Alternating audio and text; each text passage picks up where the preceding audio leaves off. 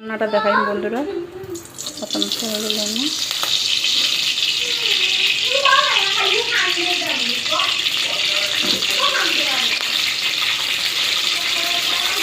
তেলটা গরম হোক, তারপরে মাংস লেগে তেল গরম হয়ে গেছে।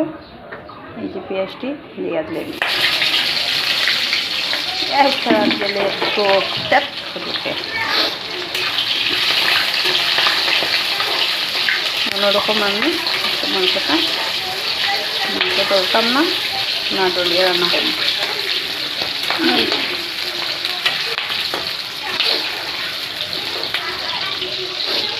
মাংস আর কি মেনু হয় না হয় সব দেখাইনি। আগে রান্না হয়ে গেছে, রান্না করা বাকি রয়েছে, এটা রান্না করবো, দেখতে থাকো। লাল হয়ে গেছে, আর লাল করতাম না। এখন বাকি মশলা দিলাম, পেঁয়াজ বাটা, আদা বাটা, রসুন বাটা এখন দিয়ে দিলেন।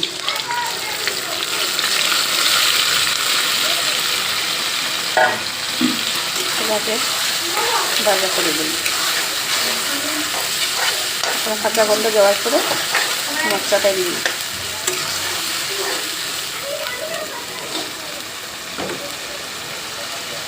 আমি আলু ভাজা করছি না, আজকে না ভাজা করে সাথে আমি ডাইরেক্ট দিয়ে রান্না করি, ভাজা করবো না।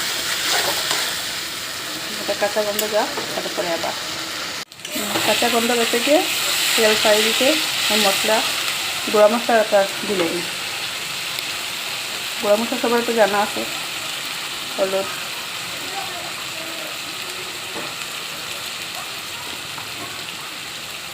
লঙ্কা, গন্ধে করে জাল একটু সবই খায়,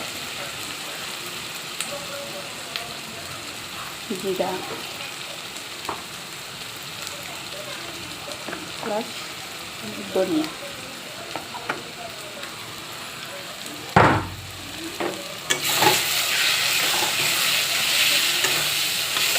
বাকি মশলাটা কষাই নিয়ে তারপরে মাংস দিনে আগে একটু মশলাটা বাজিয়ে তারপরে আইতেছি মাংসটা দিয়ে দিলেন।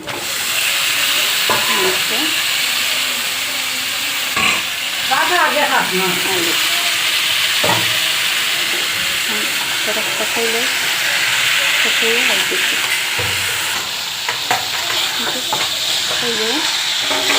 তেমন করে সামান্য জল দিয়ে ডাকিয়ে দিলেন, না দিলে সিদ্ধ হইতো না।